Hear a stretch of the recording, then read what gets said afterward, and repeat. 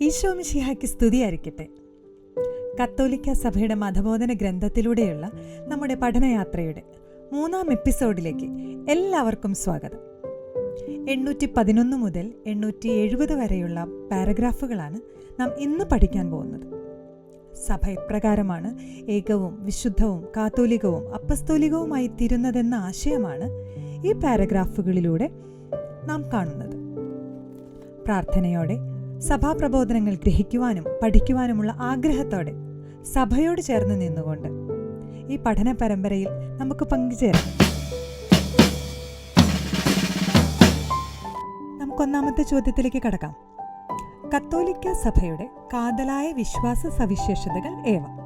ഈ സവിശേഷതകൾ നൽകുന്ന സൂചന എന്ത്? ഇതാണ് ആദ്യത്തെ ചോദ്യം. ഇതിൻ്റെ ഉത്തരമുള്ളത് 811 പാരഗ്രാഫിലാണ്. കത്തോലിക്ക സഭയുടെ കാതലായ വിശ്വാസ സവിശേഷതകൾ എന്ന് പറയുന്നത് സഭ ഏകമാണ്, വിശുദ്ധമാണ്, കാത്തോലികമാണ്, അപ്പസ്തോലികവുമാണ്.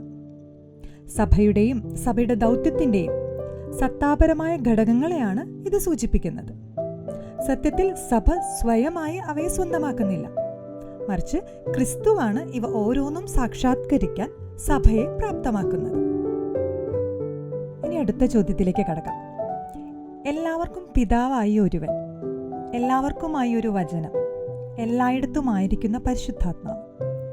സഭ ഏകമാകുന്നു എന്ന വിശുദ്ധ രഹസ്യത്തിന്റെ പൊരുൾ എന്ത്? നമുക്ക് നോക്കിയാൽ കാണാം, ത്രിത്വൈക ദൈവവ്യക്തികളായ പിതാവും പുത്രനും പരിശുദ്ധാത്മാവിലുള്ള ഐക്യമാണ് ഈ രഹസ്യത്തിന്റെ പരമോന്നത മാതൃകയും ഉറവിടവും. സഭ അവളുടെ സ്ഥാപകൻ മൂലം ഏകമാകുന്നു. ഇങ്ങനെയാണ് പറയുന്നത്: ശരീരമായി തീർന്ന വചനം, സമാധാനത്തിന്റെ രാജകുമാരൻ, കുരിശുവഴി ഒരേ ജനത്തിലും ഒരേ ശരീരത്തിലും എല്ലാവരുടെയും ഐക്യം പുനഃസ്ഥാപിച്ചുകൊണ്ട് എല്ലാ മനുഷ്യരെയും ദൈവത്തോട് രമ്യതപ്പെടുത്തി. ഇനി സഭ അവളുടെ ആത്മാവ് മൂലം ഏകമാകുന്നു. വിശ്വസിക്കുന്നവരിൽ വസിച്ചുകൊണ്ടും സഭയിൽ മുഴുവനും നിറഞ്ഞു നിന്ന് അതിനെ ഭരിച്ചുകൊണ്ടും വിശ്വാസികളുടെ വിസ്മയനീയമായ ഈ കൂട്ടായ്മയെ സൃഷ്ടിക്കുന്നതും ക്രിസ്തുവിൽ അവരെ ഇത്ര ഗാഢമായി യോജിപ്പിക്കുന്നതും പരിശുദ്ധാത്മാവ് തന്നെയാണ്. അങ്ങനെ അവിടുന്നാണ് സഭയുടെ ഐക്യത്തിന്റെ പ്രഭാവമായി വർത്തിക്കുന്നത്.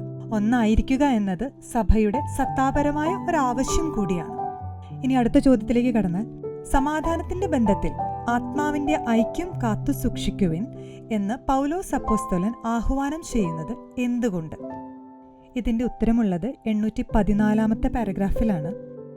സഭയുടെ അംഗങ്ങൾക്കിടയിൽ വിവിധ ദാനങ്ങളും അവസ്ഥകളും സഭയുടെ കൂട്ടായ്മയിൽ ശരിയായ സ്ഥാനം സൂക്ഷിച്ചുകൊണ്ട് തന്നെ സ്വന്തമായ പാരമ്പര്യങ്ങളെ നിലനിർത്തുന്ന വ്യക്തിസഭകളെയും നമുക്ക് കാണാം. ഇത്തരം വൈവിധ്യത്തിന്റെ മഹത്തായ സമ്പന്നത സഭയുടെ ഏകത്വത്തിന് ഒരിക്കലും വിരുദ്ധമല്ല. എന്നാൽ പാപവും അതിന്റെ അനന്തരഫലങ്ങളും ഭാരവും നിമിത്തം ഐക്യത്തിന്റെ ദാനത്തിന് ഭീഷണിയാകുന്നുണ്ട്. അതുകൊണ്ടാണ് സമാധാനത്തിന്റെ ബന്ധത്തിൽ ആത്മാവിന്റെ ഐക്യം കാത്തു സൂക്ഷിക്കുവനെന്ന് പൗലോസ് അപ്പോസ്തലൻ ആഹ്വാനം ചെയ്യാൻ നിർബന്ധിതനാകുന്നത്. ഇനി നമുക്ക് അടുത്ത ചോദ്യത്തിലേക്ക് കടക്കാം. 2-ാം വത്തിക്കാൻ കൗൺസിൽ സഭൈക്യത്തെക്കുറിച്ച് പുറപ്പെടുവിച്ച ഡിക്രിയിൽ അപ്പസ്തോലിക പിന്തുടർച്ചയെപ്പറ്റിയുള്ള വിശദീകരണം എന്താണെന്നാണ് ചോദ്യം. 816 പാരഗ്രാഫിലാണ് ഇതിന്റെ ഉത്തരമുള്ളത്. രക്ഷയ്ക്ക് വേണ്ടിയുള്ള സാർവത്രിക സഹായമായ ക്രിസ്തുവിന്റെ കത്തോലിക്ക സഭയിലൂടെ മാത്രമാണ് രക്ഷയ്ക്കുള്ള ഉപാധികളുടെ പൂർണ്ണത ലഭ്യമാകുന്നത്. പത്രോസ് തലവനായിട്ടുള്ള അപ്പസ്തോലന്മാരുടെ സംഘത്തിന് മാത്രമാണ് കർത്താവ് പുതിയ ഉടമ്പടിയിലൂടെ എല്ലാ അനുഗ്രഹങ്ങളും ഏൽപ്പിച്ചിരിക്കുന്നതെന്ന് നാം വിശ്വസിക്കുന്നുണ്ട്. ക്രിസ്തുവിന്റെ ഏക ശരീരം ഭൂമിയിൽ കെട്ടിപ്പടുക്കുവാനും ഏതെങ്കിലും തരത്തിൽ ദൈവജനത്തിന്റെ ഭാഗമായിട്ടുള്ളവരെല്ലാം അതിനോട് പൂർണ്ണമായി ഉൾച്ചേരുവാനും വേണ്ടിയാണിത്. അടുത്ത ചോദ്യത്തിലേക്ക് കടക്കാം. സഭൈക്യത്തിനുണ്ടാകുന്ന വിള്ളലുകൾക്കും മുറിവുകൾക്കും കാരണമെന്ത്? ഉത്തരം നമുക്ക് കാണുന്നത് 817 പാരഗ്രാഫിലാണ്. മാനുഷിക പാപങ്ങളാണ് വിഭജനങ്ങൾക്കും ശീഷ്മകൾക്കും പാഷണ്ഡതകൾക്കും തർക്കങ്ങൾക്കും എല്ലാം കാരണം. എവിടെ സുഹൃതമുണ്ടോ അവിടെ യോജിപ്പും ഐക്യവും എല്ലാം ഉണ്ടാകും. ഇനി അടുത്ത ചോദ്യത്തിലേക്ക് പോയാലോ?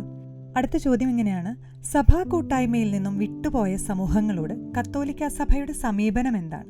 ഇതിന്റെ ഉത്തരം കാണുന്നത് 818 പാരഗ്രാഫിലാണ്.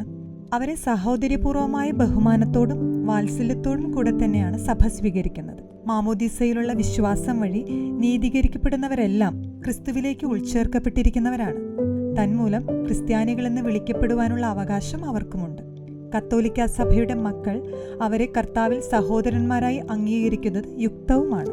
അടുത്ത ചോദ്യം ഇങ്ങനെയാണ്: ക്രൈസ്തവൈക്യം വീണ്ടെടുക്കുവാനുള്ള പരിശുദ്ധാത്മാവിൻ്റെ വിളിക്കുള്ള പ്രത്യുത്തരം നൽകുവാൻ ആവശ്യമായ കാര്യങ്ങൾ എഴുതുക.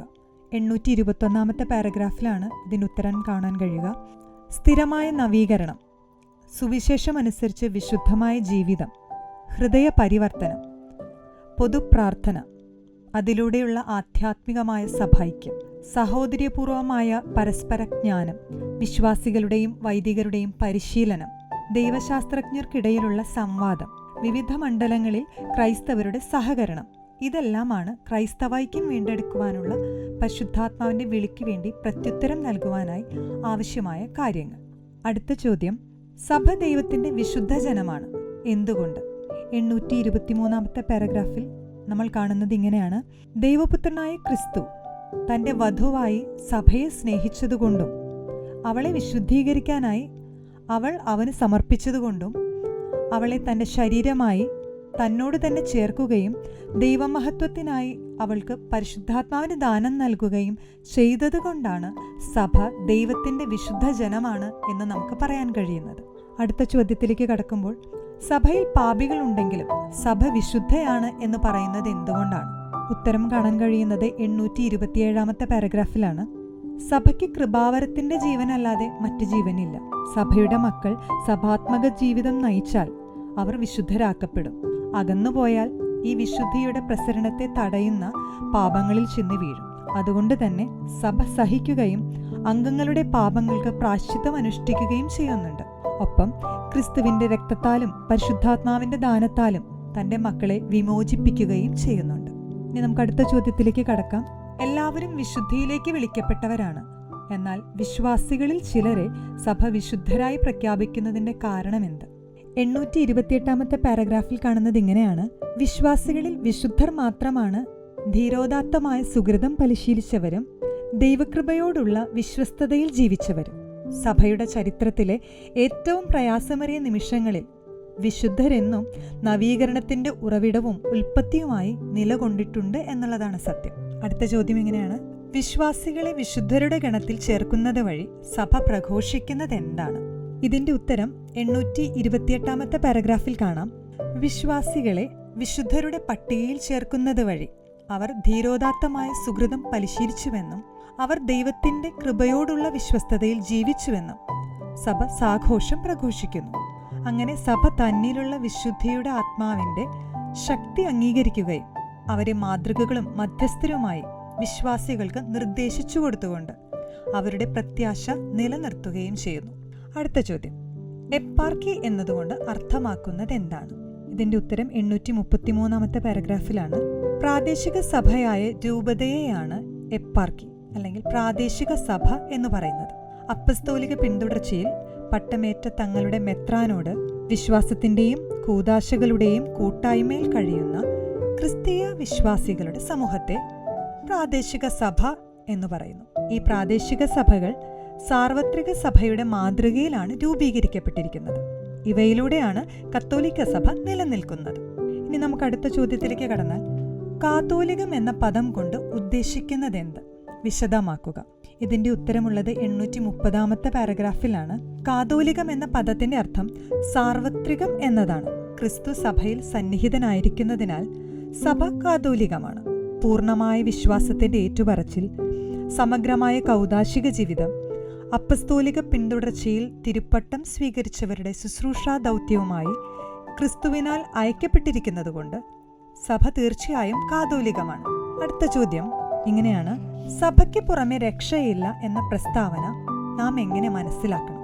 846 പാരഗ്രാഫ് നോക്കിയാൽ നമുക്ക് ഇങ്ങനെ കാണാം: സഭ രക്ഷയ്ക്ക് ആവശ്യമാണെന്ന് പരിശുദ്ധ 2-ാം വത്തിക്കാൻ സൂനഹദോസ് വിശുദ്ധ ഗ്രന്ഥവും പാരമ്പര്യവും ആധാരമാക്കി പഠിപ്പിക്കുന്നുണ്ട്. ക്രിസ്തുവാണ് ഏക മധ്യസ്ഥനും രക്ഷയുടെ മാർഗവും.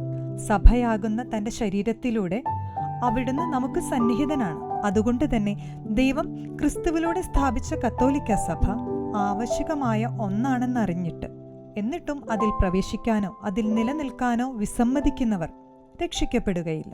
ക്രിസ്തുവിനെയോ അവിടുത്തെ സഭയെയോ അറിയാൻ സാധിക്കാത്തവർക്ക് ഇത് ബാധകമല്ല.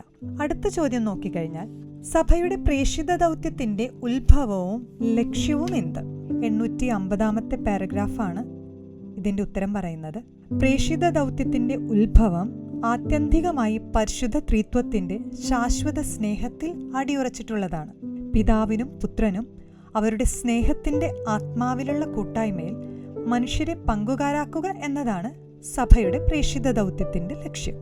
അടുത്ത ചോദ്യം, സഭയുടെ പ്രേഷിത മാർഗങ്ങൾ എഴുതുക. ഇതിന്റെ ഉത്തരം നമുക്ക് കാണാൻ കഴിയുന്നത് 852 പാരഗ്രാഫിലാണ്. സഭയുടെ മുഴുവൻ പ്രേഷിത പ്രവൃത്തികളുടെയും പ്രഥമ പ്രവർത്തകനായ പരിശുദ്ധാത്മാവാണ് സഭയെ പ്രേഷിതത്വത്തിന്റെ പാതയിലൂടെ നയിക്കുന്നത്. ആത്മാവിനാൽ പ്രേരിതനായി ക്രിസ്തു സഞ്ചരിച്ച പാതയിലൂടെ തന്നെ സഭയും ചരിക്കണം. ദാരിദ്ര്യത്തിന്റെയും അനുസരണത്തിന്റെയും മരണം വരെയുള്ള ആത്മസമർപ്പണത്തിന്റെയും മാർഗമാണത്. അപ്പോൾ ഇത്ര നേരം നമ്മൾ കണ്ടു പിതാവ് എത്ര മനോഹരമായിട്ടാണ് തൻ്റെ പുത്രനിലൂടെ സഭയെ സ്നേഹിക്കുന്നതെന്നും പരിശുദ്ധാത്മാവ് എത്ര മനോഹരമായിട്ടാണ് സഭയെ ഒന്നായി നിലനിർത്തുന്നതെന്നും. ഈ കാര്യങ്ങളെല്ലാം മനസ്സിൽ ആഴത്തിൽ പതിയുവാൻ പരിശുദ്ധാത്മാവ് നമ്മെ അനുഗ്രഹിക്കട്ടെ. വരാനിരിക്കുന്ന മതാധ്യാപക പരീക്ഷയ്ക്ക് എല്ലാവർക്കും എല്ലാ ആശംസകളും നേരുന്നു. പ്രാർത്ഥനയോടെ നന്ദി.